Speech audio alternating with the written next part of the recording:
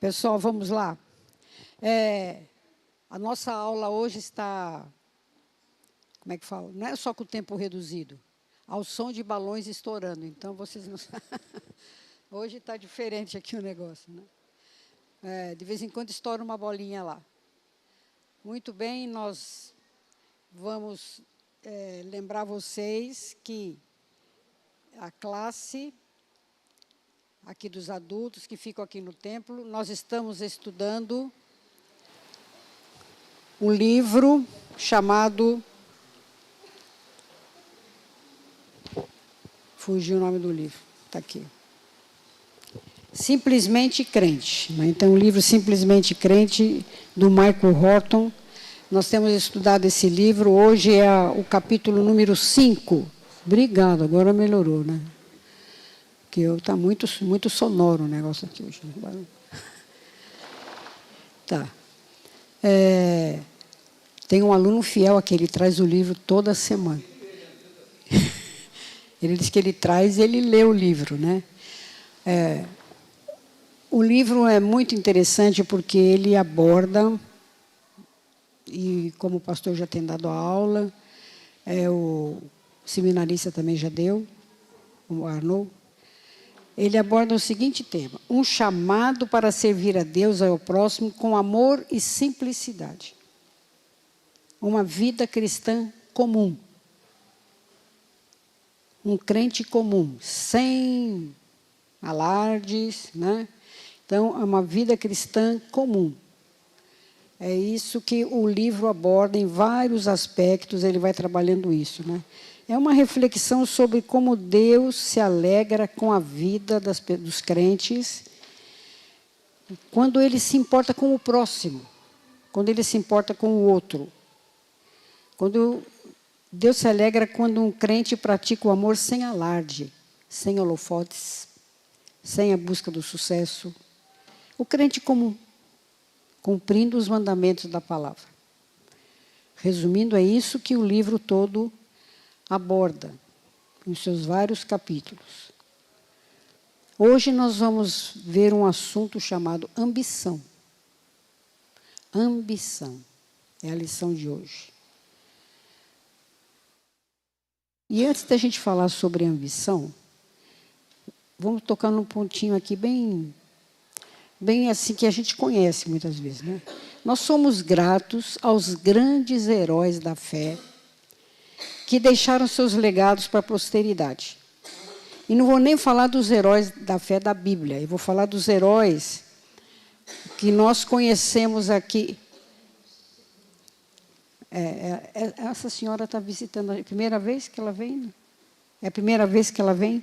Primeira vez, ela veio vizinha da dona Elza. Muito bem. Nós temos muitos, assim, vamos pensar no século XVI para cá. Pessoas que se destacaram na obra. Um nome. Do século XVI para cá, quem lembra? Lutero. Depois de Lutero, outro que se destacou.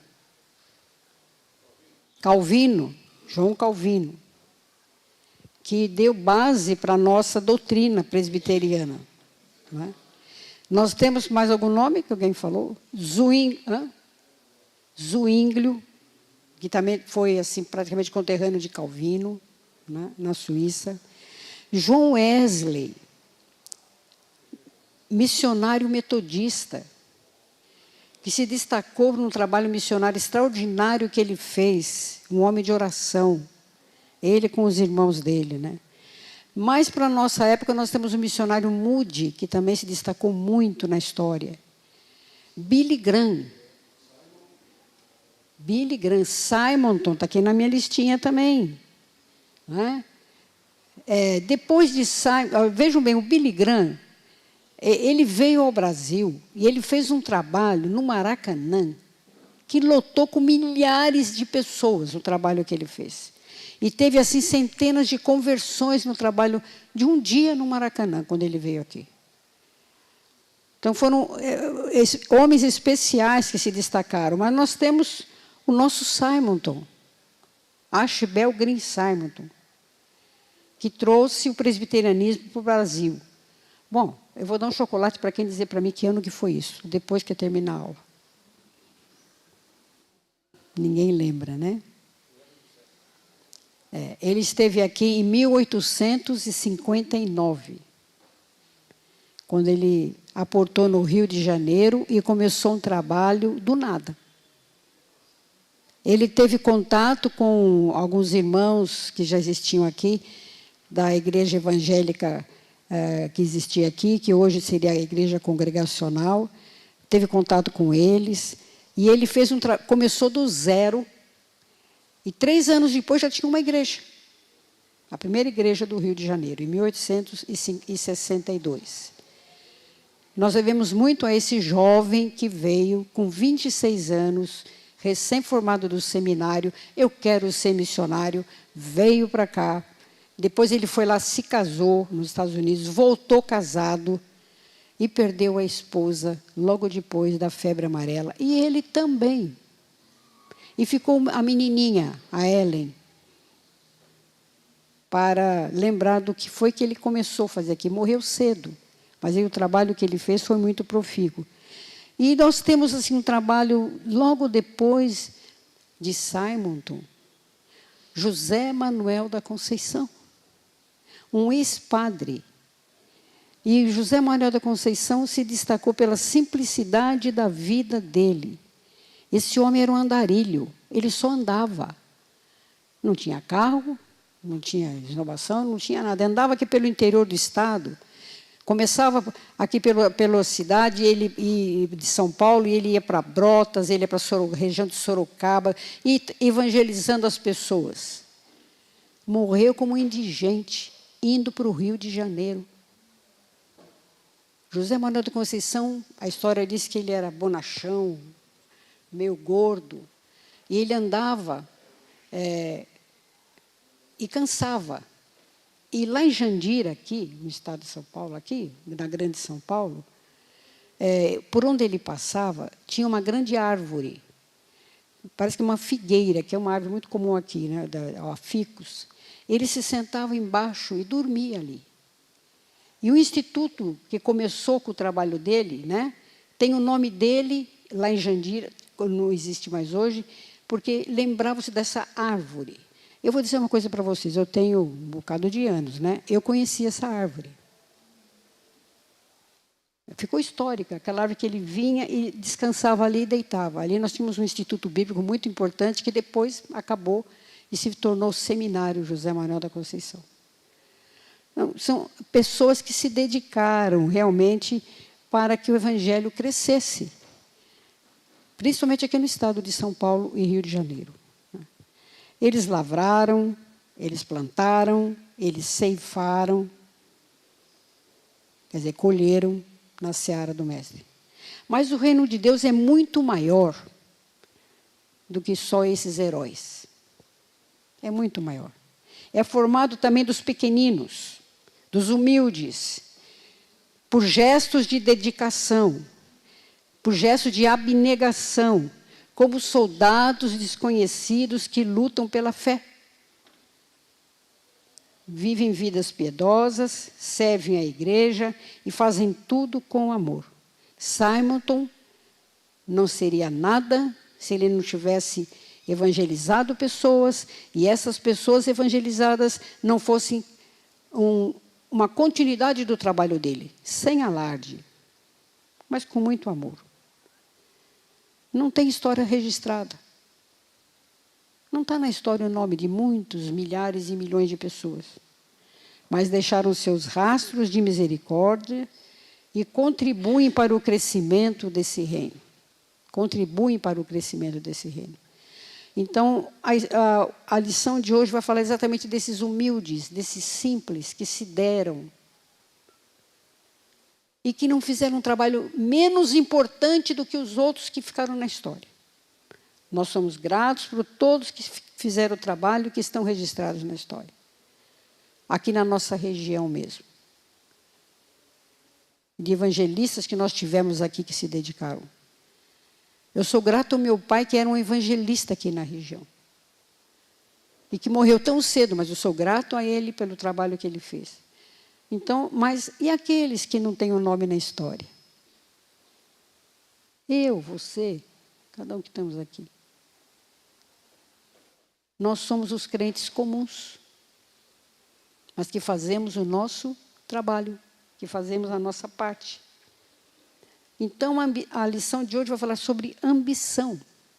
O que é ambição? Na cabeça de vocês, o que é uma pessoa ambiciosa? Vai, Cris, chuta. Uma pessoa que quer mais, mais e mais. Outra que você acha que é uma pessoa ambiciosa? Né, dona Maria?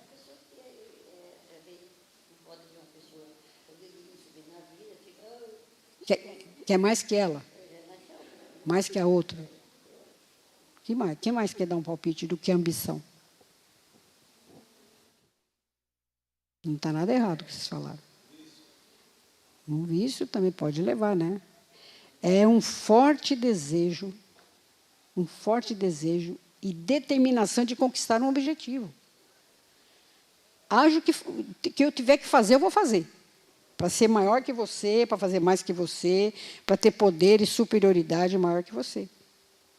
É quando alguém deseja o sucesso e quer ser bem-sucedido.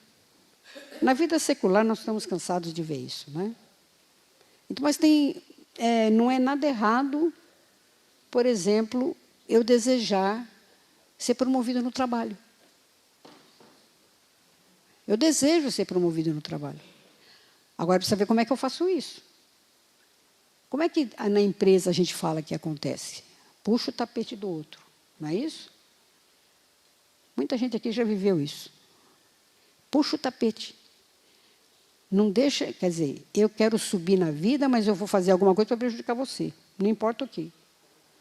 Então, não é errado. Nós temos ambições sadias, ambições de crescimento, mas não é isso que o livro vai abordar.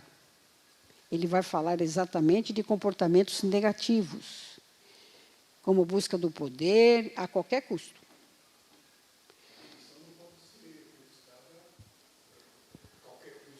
Então, exatamente. Exatamente, você tem que ter equilíbrio, saber como é que se faz. Então, a palavra-chave é equilíbrio. Não é errado eu buscar progredir. Não é errado eu querer comprar aquele terreno que está lá em frente a mim. Eu quero comprar aquele terreno, eu quero comprar aquele apartamento. Eu desejo isso. Mas quando isso extrapola... Exatamente.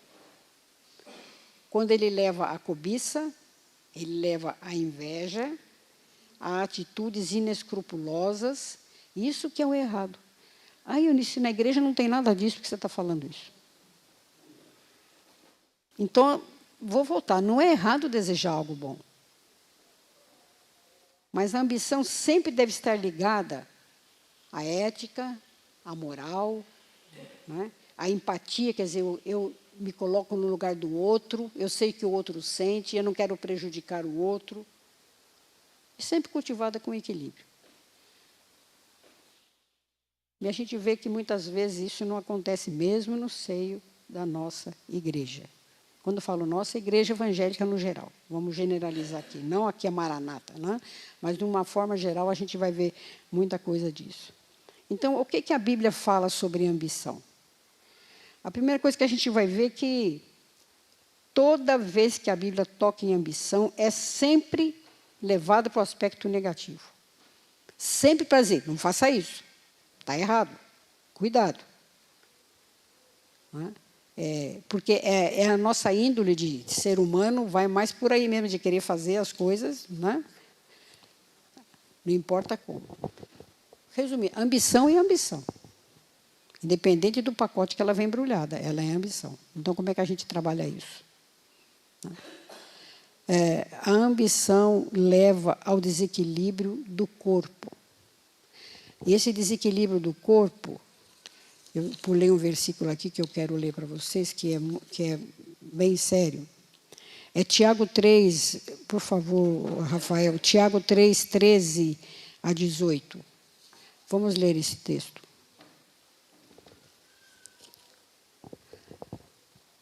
Quem entre vós é sábio e inteligente?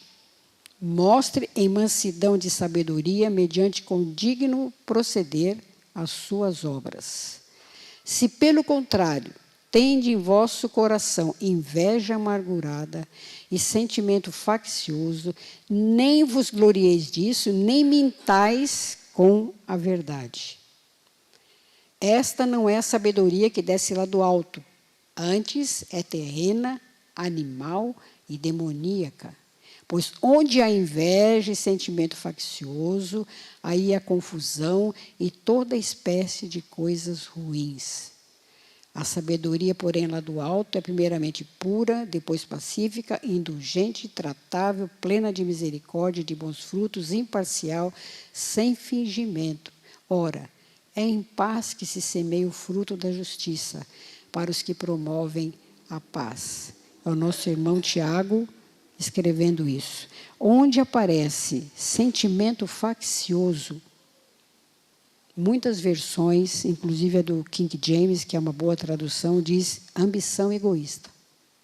Porque lá no grego, né, eu não sei nada de grego, mas eu estudei isso, a palavra ambição vem da palavra eritheia, que é exatamente ambição. Então, quando fala em sentimento faccioso, é um sentimento egoísta, é uma ambição egoísta que o apóstolo Tiago está falando. A ambição leva ao desequilíbrio do corpo. Que corpo? Nós estamos falando de igreja agora, na Bíblia.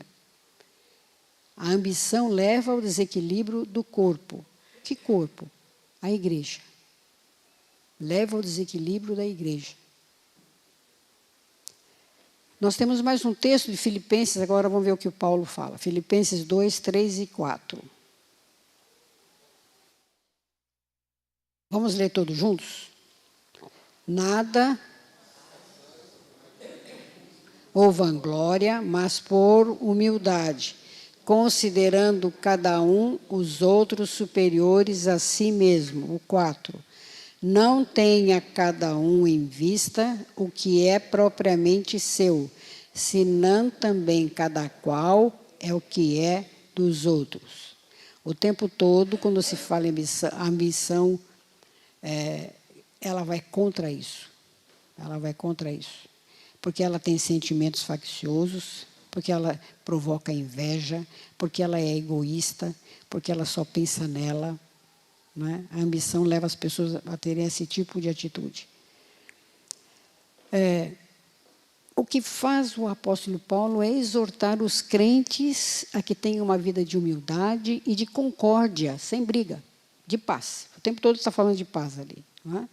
Nós temos um texto muito interessante, vamos ler primeiro 2 Timóteo 3, de 1 a 5. Tem bastante texto da Bíblia, eu tive que selecionar alguns. 2 Timóteo 3, de 1 a 5.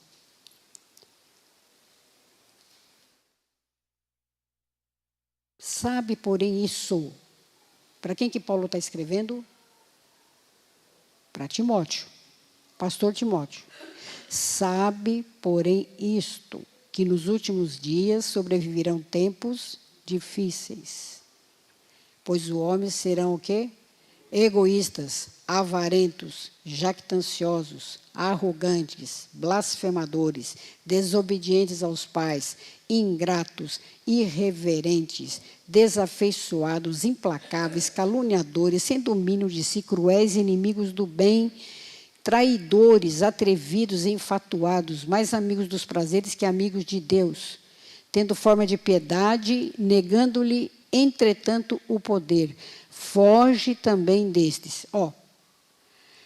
Nos últimos tempos, não chegou lá nos últimos tempos ainda. Vai demorar os últimos tempos. Paulo está falando para Timóteo ficar esperto, porque era a igreja que ele estava cuidando. Aí, Timóteo, cuidado, porque é agora que a coisa está acontecendo. E está acontecendo no decorrer dos séculos. Vocês viram quantos atributos interessantes Paulo cita aqui? Tem algum bom naquela lista? Nenhum. Está tudo ali. Então as pessoas promovem a discórdia, promovem encrencas quando acontece isso aí. Né? E aí Paulo vai escrever à igreja da Galácia, lá aos Gálatas, ele vai falar pior ainda o que eles fazem. Gálatas 5, de 13 a 21. É uma exortação que Paulo faz aqui, antes de falar sobre o fruto do Espírito. Porque vós, irmãos, fostes chamados à liberdade, porém não useis da liberdade para dar ocasião à carne. Sede antes servos uns dos outros pelo amor. Porque toda lei se cumpre em um só preceito, a saber, amarás o teu próximo como a ti mesmo. Se vós, porém, olha bem o que Paulo fala, vos mordeis e devorais uns aos outros, vede que não sejais mutuamente destruídos. O que estava acontecendo na igreja da Galácia? Estavam se mordendo, um mordendo a orelha do outro? Olha bem, a expressão, o que ele fala que estava acontecendo naquela igreja. Havia um monte de coisa acontecendo lá. Né? Digo, porém, andai no Espírito e jamais satisfareis a concupiscência da carne. Porque a carne milita contra o Espírito contra a carne, porque serão opostos entre si, para que não façais o que porventura seja do vosso querer. Mas se sois guiados pelo Espírito, não estáis sobre a lei. Ora, as obras da carne são. Então ele vem dizer outra listinha. Ele deu uma listinha lá para Timóteo, agora ele está dando uma listinha aqui, né, para nós aqui. Nós conhecemos essa lista. As obras da carne. Prostituição, impureza, lascívia, idolatria, feitiçarias, inimizades, porfias, ciúmes, iras, discórdias, dissensões, facções, invejas, bebedices, glutonarias e coisas semelhantes a estas, a respeito das quais eu vos declaro, como já outrora vos preveni, que não herdarão o reino de Deus os que tais coisas praticam. Não vão herdar o reino de Deus. De novo, uma listinha cruel de atitudes que muitas vezes levam à discórdia na igreja, à confusão na igreja. Então, nós sabemos que vários outros textos, somente as advertências do apóstolo Paulo, levam a isso. Né?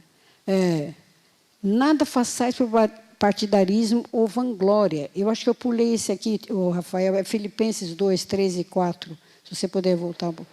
Filipenses 2, 3 e 4.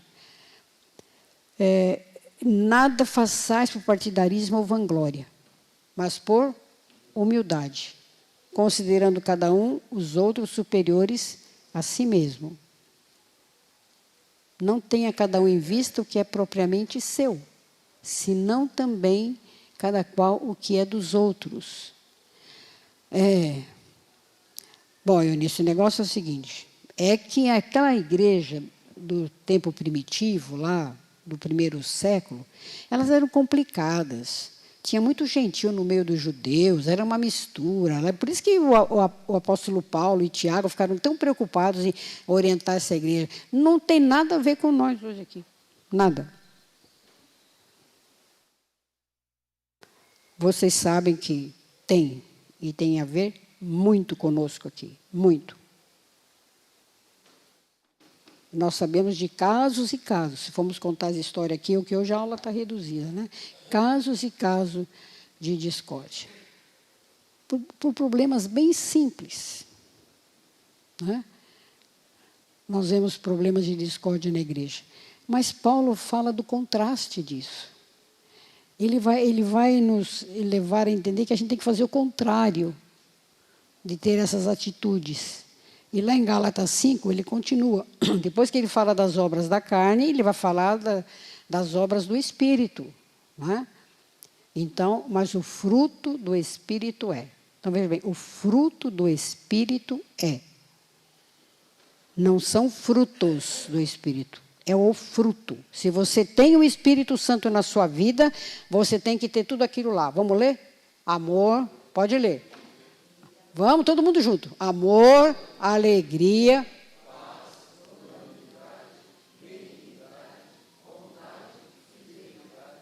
mansidão, domínio próprio.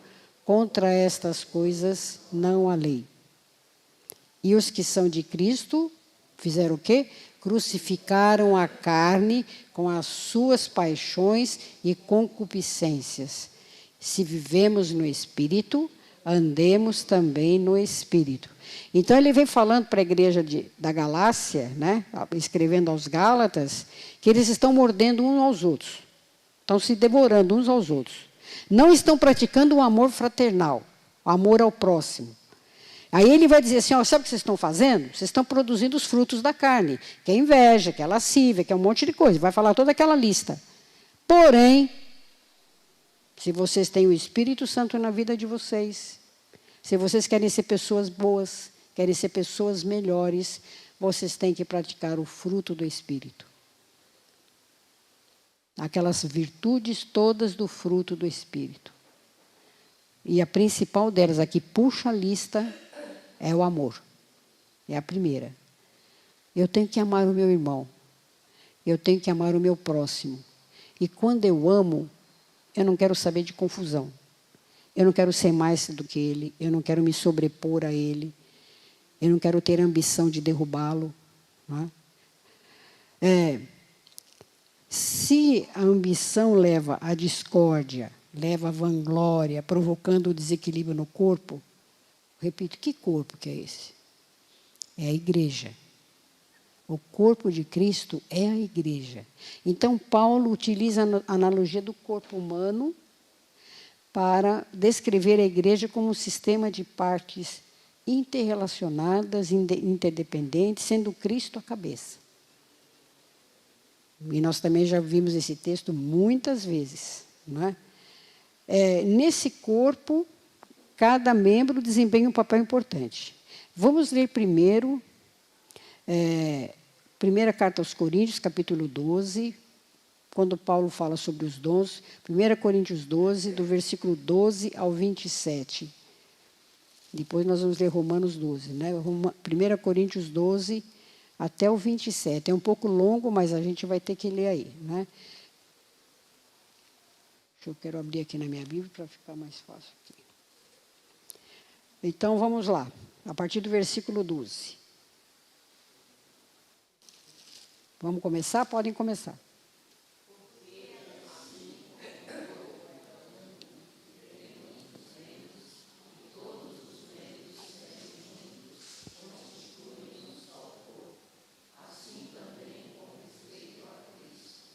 Pois em um só Espírito, todos nós fomos batizados em um corpo, quer judeus, quer gregos, quer escravos, quer livres. E todos nós fomos dados a beber de um só Espírito.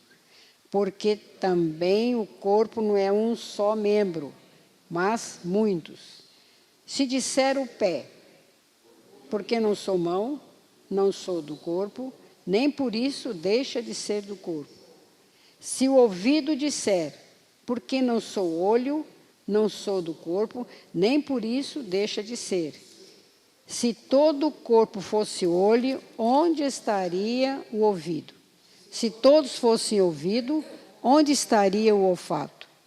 Mas Deus dispôs os membros, colocando cada um deles no corpo, como lhe aprove. Se todos forem, onde estaria o corpo? O certo é que há muitos membros, mas um só corpo. Não podem os olhos dizer à mão, não precisamos de ti, nem ainda a cabeça aos pés, não preciso de vós. Pelo contrário, os membros do corpo, que parecem ser mais fracos, são mais necessários. E os que nos parecem menos dignos no corpo, a estes damos maior valor, honra. Também os que entre nós não são do nós, revestimos de especial honra. Mas os nossos membros nobres não têm necessidade disso. Contudo, Deus coordenou o corpo, concedendo muito mais honra àquilo que menos, para que não haja divisão no corpo. Pelo contrário, cooperem os membros com igual cuidado em favor uns dos outros, de maneira que, se um membro sofre, todos sofrem com ele, e se um deles é honrado, com ele todos se regozijam. Ora, vós sois o corpo de Cristo, individualmente membros desse corpo. Olha, mais claro que isso é impossível. Então, Paulo pega o corpo humano e faz essa analogia com o corpo que é a igreja. Ele está dizendo exatamente isso. Nós sabemos, gente, que a igreja de Corinto era uma igreja encrenqueira. Se a gente está falando lá da igreja da Galácia, Corinto, né? Nós sabemos que era uma igreja facciosa, né? Tinha o grupinho do Apolo, tinha o grupinho do Pedro, tinha o grupinho do Paulo, faziam as panelinhas, né? Discutiam um monte de coisa. Então, e Paulo tinha que escrever para orientar a igreja, escrever uma carta, escrever outra carta. Vocês têm que ser revestidos de amor, ele fala. Vocês têm que crescer, né? E parar com isso. E aqui ele vai dizer o que é o corpo. Está bem claro aqui. Para que não haja divisão no corpo, tem que um colaborar com o outro. Não importa o papel. Então, o que nós temos na igreja? Nós temos várias pessoas que trabalham na igreja. Nós temos, por exemplo, os diáconos que trabalham na igreja. O papel deles de diaconato. Nós temos que valorizar o trabalho deles. Nós temos que valorizar os que cantam, os que tocam instrumento, porque eu não sei fazer isso. Mas eu me admiro dos irmãos que fazem, eu agradeço a Deus a vida deles, né? Do que ficar querendo achar que não vou ser mais importante que qualquer um deles. Nós somos todos membros do mesmo corpo, não importa se um faz mais, se o outro faz menos, cada um faz o seu papel. Na igreja, nós temos pessoas que se destacam. O pastor é um deles. Os presbíteros se destacam. Mas nem por isso eles são mais importantes do que nós. Que a dona Maria que está aqui. E o seu João. Porque todos nós fazemos parte do mesmo corpo. E nós não podemos mutilar esse corpo. Cortar pedaço. Não quero fulano, não quero ciclano. Vamos cortando. A gente vê isso acontecer, né? Como é, Gilberto? Cuidar um do outro. Exatamente. É cuidar um do outro para que, se o dedinho está com dor, né? Vamos cuidar do dedinho, ok? Não vamos cortar o dedinho fora. Vamos cuidar dele. Então, é tão óbvio que Paulo fala aqui. Ele está usando uma linguagem. Olha aqui, igreja de Corinto. É tão simples entender isso, mas vocês não estão fazendo isso. Por isso que eu estou ensinando, vocês não estão fazendo isso. Então, se um corpo sofre, nós sofremos com ele. Se um membro recebe dons especiais, se um membro se destaca, nós nos regozijamos com ele, é o que ele vai falar. Em vez de ficarmos ressentidos ou invejosos. Vamos dar uma dos 3 mosquiteiros. Um por todos, todos por um. Um por todos, todos por um. Nós temos irmãos doentes. Nós temos irmãos passando por situações difíceis. Nós temos, assim, com muita dor no coração, o que está acontecendo com a Ana Raquel, com o Samuel e com a Sarinha. Nós temos orado muito. Nós nos colocamos no lugar deles, nós temos empatia por eles. Nós sentimos o que eles estão sentindo. E muitas vezes a gente não pode fazer nada, mas a gente pode orar. Pode orar. Essa é a nossa grande arma. Além de amar esses irmãos, nós podemos orar, e muito. Nós temos o irmão Janes, assim, com aquela enfermidade, está corroendo aquele irmão. Nós nos colocamos no lugar dele, falamos, como que o Janes está sofrendo? Nós nos colocamos no lugar dele e sofremos com ele. Aquele irmão que pecou, aquele irmão que saiu da linha, como diz o texto aqui, nós vamos buscar e dar o nosso carinho por ele, não jogar pedra em cima dele. Não apedrejar. Não foi isso que Jesus ensinou. Ele precisa do nosso carinho, da nossa oração, da nossa exortação. Que a Bíblia diz, exortai-vos uns aos outros. Suportai-vos uns aos outros. Consolai-vos uns aos outros. Admoestai-vos uns aos outros. Amai uns pelos outros. Levai as cargas uns dos outros.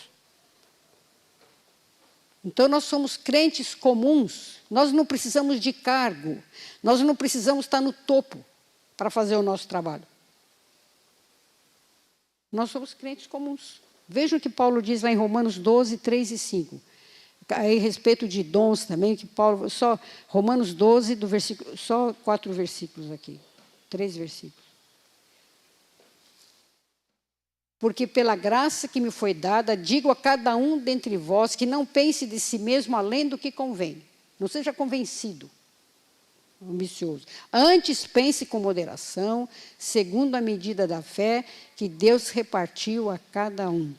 Porque assim como num só corpo temos muitos membros, mas nem todos os membros têm a mesma função, assim também nós, conquanto muitos, somos um só corpo em Cristo e membros uns dos outros. Ele repete para a igreja de Roma o que ele falou para a igreja de Corinto. Qual é o propósito? É amar o próximo. Gálatas, vamos voltar para Gálatas. Gálatas 3, 28. Vejam bem, dessarte, quer dizer, outro sim, não pode haver judeu, nem grego, nem escravo, nem liberto, nem homem, nem mulher, porque todos nós somos um em Cristo Jesus. Não pode ter distinção de cor, de raça, de qualquer coisa. Não podemos discriminar o irmão que é mais simplesinho, o que mora lá na comunidade. Ele não é menos importante que o irmão que mora lá no Alphaville, sei lá o quê, num lugar famoso aí. Ficou sem energia do mesmo jeito que o pobre ontem. Porque eu passei a falar e Alphaville estava no escuro. Não tem distinção. Nós temos que pensar assim que nós somos todos um. Somos membros uns dos outros. Olha essa expressão. Somos membros uns dos outros. Para fazer a obra do Senhor. Com toda humildade. Eu me lembro que, numa aula aqui do Arnaud, eu contei o exemplo de uma senhorinha no interior de São Paulo, que a vida toda ela cuidou da limpeza do templo, do quintal, inclusive. Todo domingo, quando os crentes chegavam, aquele salãozinho estava limpo, arrumadinho, sem poeira. Ela capinava em volta. Era uma zona assim meio periférica, fora da cidade, do centro. Ela cuidava tudo daquilo. E os vizinhos sempre viam aquela mulher, admiravam a atitude dela de estar fazendo aquele trabalhinho lá. Ela fez a vida inteira. Aí, um dia, a poeira tomou conta dos bancos, o mato cresceu. Aí o vizinho perguntou lá para o irmão, o que aconteceu? O que aconteceu? Ah, a irmãzinha, ela morreu, quem cuidava disso? O vizinho percebeu, porque os membros da igreja não perceberam. Era tão comum o que ela fazia, mas como era importante o trabalho dela. Como era importante o trabalho dela.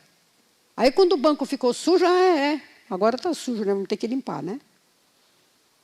Então, a gente não valoriza o trabalho dos humildes, dos simples.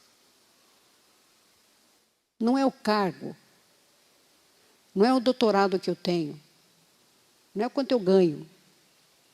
É quanto Jesus Cristo quer que a minha vida seja bonita para Ele, para honrar o nome dEle. Nós somos parte do corpo de Cristo e Ele é o cabeça. Ele é o topo. Eu tenho que fazer tudo o que Ele quer que eu faça. Tão simples assim. O propósito, então, é que não haja divisão. Vamos ver Gálatas 6, 9 e 10. O que Ele quer que a gente faça? E não cansemos de fazer o bem. Porque a seu tempo ceifaremos, se não desfalecermos. Vejam bem, qual o propósito, então, de não haver divisão no corpo? É a união, é a paz, é o exemplo para as pessoas. O ambicioso nada sabe sobre o poder do amor, do perdão, do cuidado, do sacrifício. Jesus foi um exemplo tão grande disso. A humildade de Jesus estava acima de qualquer questionamento. Ele nunca cedeu ao poder, à vanglória. Ele sempre dizia, se o Pai quiser. O meu Pai me falou. O meu Pai me deu esse poder. Eu acho que eu marquei Marcos 10, 45, só um versículo. Marcos 10, 40. Pois o próprio Filho do Homem não veio para ser servido, mas para servir e dar a sua vida em resgate de muitos. Tudo que ele fez foi em submissão ao Pai. E quando ele faz aquela oração sacerdotal, pedindo pelo povo, pelos discípulos, ele diz tão claramente lá que, olha, eu e o Pai somos um, mas tudo que eu faço, eu peço ao Pai. E ele era Deus. Então, ele nos dá o exemplo. Vinde a mim, nós cantamos o cântico aí, vinde a mim. Todos vós estáis cansados e oprimidos. Eu não tenho nada, mas você vai encontrar descanso em mim. Venha a mim, venha a Jesus. E você vai encontrar descanso, tranquilidade. E venha participar desse corpo. E esse corpo tem que ser exemplo. Esse corpo tem que estar unido. Esse corpo tem que ser para o que der e vier. Né? Então, vejam bem, queridos, hoje há líderes por aí afora que se identificam como apóstolos, bispos, líderes na internet, podcast para todo lado, né? Tem milhões de seguidores que se acham extraordinários, tapeando o povo, iludindo as pessoas, ambiciosos que cada vez querem mais. Eu tenho a impressão que a lição da semana que vem, eu dei uma olhadinha, vai trabalhar isso aqui bem. Mas aqui só uma pinceladinha nisso. Né? Ávidos por ganhar dinheiro, machucando quem quer que atravesse no seu caminho. Os super-heróis da igreja, mais valorizados que os demais, mais valorizados que os outros, né? que os comuns. Meus irmãos, o nosso tempo acabou, mas eu quero só concluir aqui, porque o que a lição está falando é exatamente isso, nós vivemos no corpo, o corpo tem que estar unido, o corpo tem que estar assim, prontinho, se um chora, o outro chora, se um está alegre, nós nos alegramos, e nós devemos tudo isso a Jesus, que entrou na nossa vida, o Espírito Santo que habita em nós. Né? Então, em sua divina providência, Deus deu a cada um de nós dons específicos, inclinações, talentos, oportunidades que devem ser usadas não somente para o nosso bem, mas para o outro. Essa é a ambição que nós devemos almejar. Buscar fazer o melhor para Jesus Cristo, sem vanglória, sem partidarismo. Então, estamos operando juntos, em unidade e amor. O amor é o elemento unificador. É a chave para nós fazermos o nosso trabalho da melhor forma. Né?